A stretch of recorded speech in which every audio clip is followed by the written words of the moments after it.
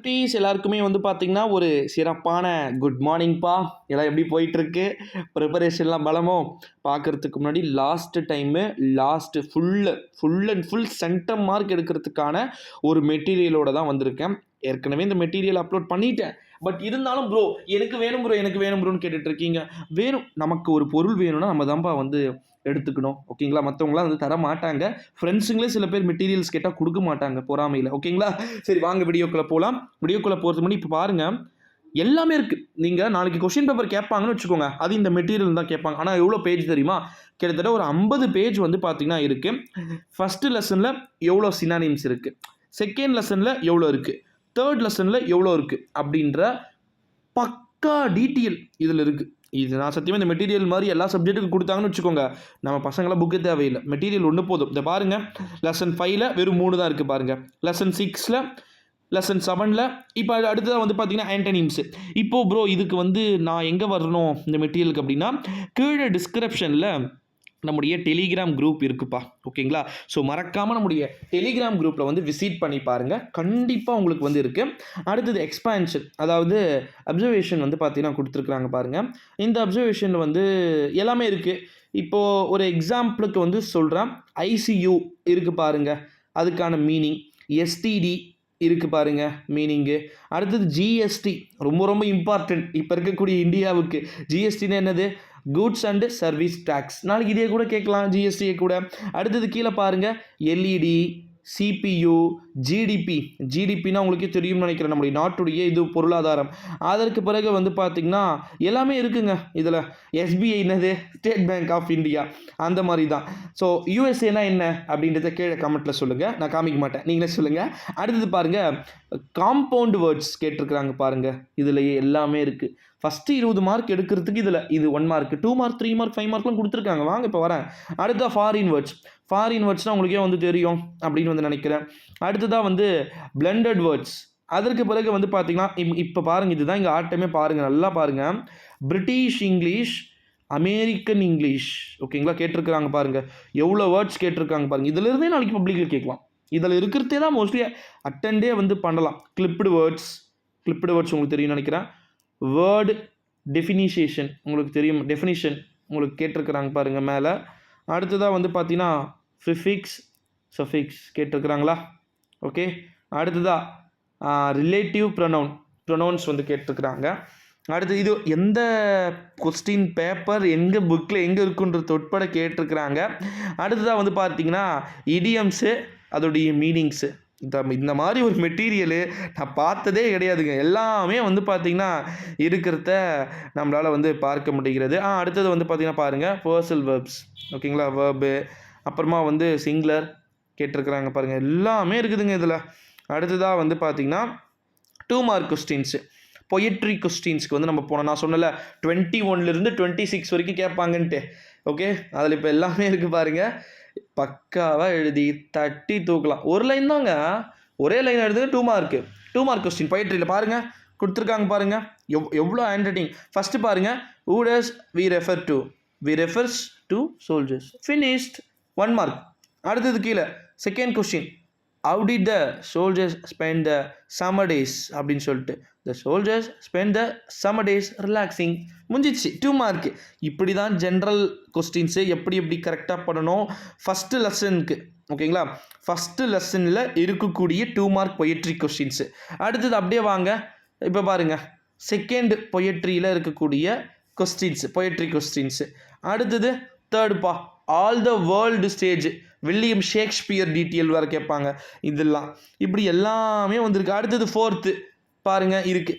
இதை விட வேறு என்னங்க வேணும் இந்த மெட்டீரியலுக்கு நான் கேட்குறேன். சரி ஓகேப்பா, சரி ப்ரோ, இது முடிச்சுட்டுனா அடுத்தது என்ன இருக்குது? 5th லெசன் இருக்குது. ஓகேங்களா?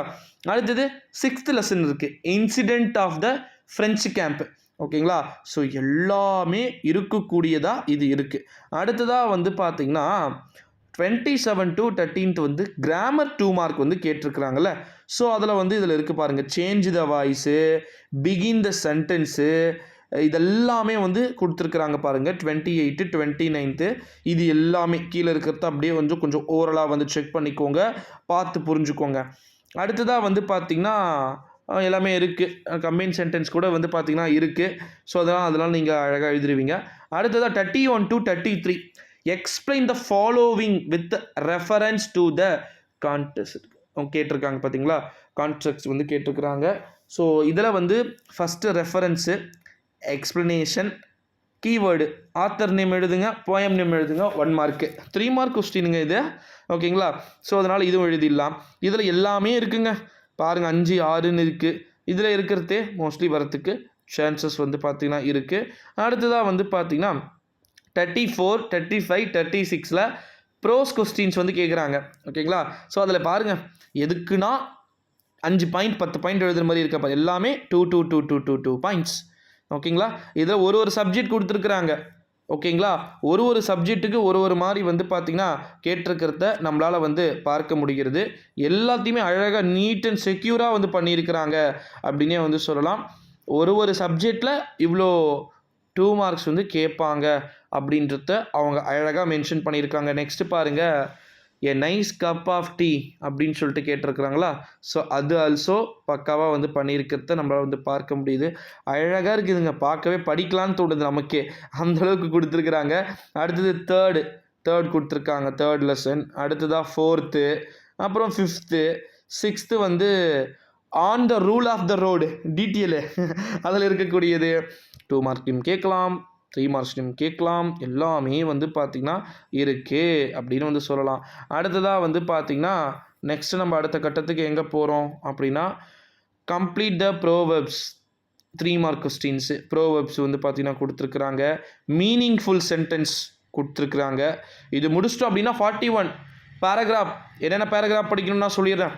First 2 gentleman. ஓகேங்களா. Next a nice cup of tea, ரொம்ப இம்பார்ட்டண்ட். அடுத்தது இன் செலிப்ரேஷன் எ பீயிங் அலேவ், அதுவும் இம்பார்ட்டண்ட். இது 3மே இவ்வளோ எழுதுனா போதுமான்னு கேட்டிங்கன்னா எஸ் போதும், ஃபினிஷ்ட். அதுக்கு மேலே நீங்கள் வேறு எதுவும் எக்ஸ்ட்ராவாக எழுத வேணாம். அடுத்தது பேராகிராஃபில் போயமில் என்ன படிக்கணும், all the world a stage, இதுவும் எழுதலாம். இல்லை அப்படின்னா 3 பேராகிராஃப் வந்து எழுதலாம். செகண்ட் இருக்குது பாருங்கள். ஃபஸ்ட்டு இது 3த்தில் எதனா 2 படிச்சுக்கோங்க போதும். அடுத்தது பேராகிராஃபில் சப்ளிமெண்ட்ரி, காட் சீஸ் த ட்ரூத்து, இது எழுதலாம். இல்லை அப்படின்னு வந்து பார்த்தீங்கன்னா லைஃப் ஆஃபு. தேர்டு வந்து த அவர் ஆஃப் ட்ரூத். 3த்து இதெல்லாம் 2 படிச்சுக்கோங்க. இதில் 2, அதில் 2, 6 படிச்சிங்கன்னா 3 அட்டன் பண்ணலாம், முடிஞ்சிச்சு. அடுத்தது 44 write a summary or making notes of the following passage. உங்களுக்கு தெரியும் நினைக்கிறேன் நோட்ஸ் எப்படி எழுதணும், ஏற்கனவே சொல்லியிருக்கிறேன். ஸோ அதனால் வந்து அதை உங்களுக்கு தெரியும், நான் சொல்ல வேண்டிய அவசியம் இல்லை. First make notes. ஓகேங்களா. அடுத்தது summary, rough copy, fair copy, எல்லாத்தையும் பக்காவாக முடிச்சிருவீங்கன்னு நினைக்கிறேன். ஸோ 5 மார்க்ஸ் சிம்பிளாக. அடுத்தது 45 லெட்டர் ரைட்டிங். நீங்கள் ஓனாக எழுதலாம். எந்த ஸ்கூல்ஸ் வந்து உங்களுக்கு லெட்டர் ரைட்டிங் இருக்கோ அது எழுதலாம். ஸ்கூல் லெட்டர் ரைட்டிங் அப்படின்னாலே அவங்க கொடுத்துருக்கக்கூடிய இதுக்கு ஏற்ற மாதிரி நம்ம எழுதணும். இதில் பாருங்கள் லெட்டர் ரைட்டிங் எப்படி எழுதணும்னு அழகாக இருக்குது, ஒன்றா கொடுத்துருக்காங்க. ஓகேங்களா. அடுத்ததாக வந்து 46க்கு ஆனது ஸ்பாட் த எரர்.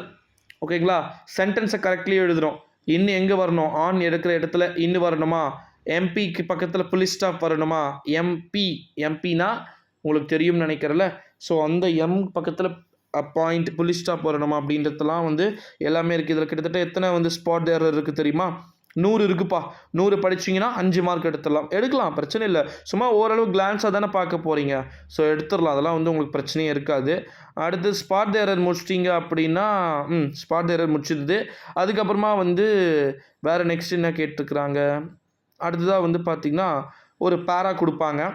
அந்த பேரா கீழே 5 கொஸ்டின்ஸு அதுவும் கொடுத்துருக்குறாங்க பாருங்கள்.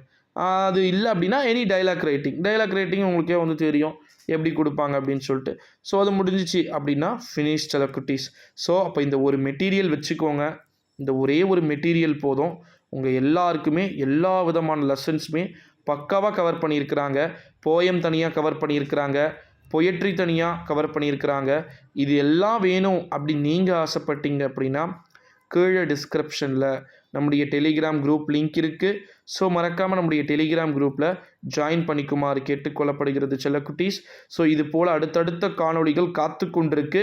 இந்த வீடியோவை உங்கள் ஃப்ரெண்ட்ஸ் அண்ட் ஃபேமிலிக்கு மறக்காமல் ஷேர் பண்ணிக்குமாறு என் சார்பில் நான் கேட்டுக்கிறேன் செல்லக்குட்டீஸ். ஓகேங்களா.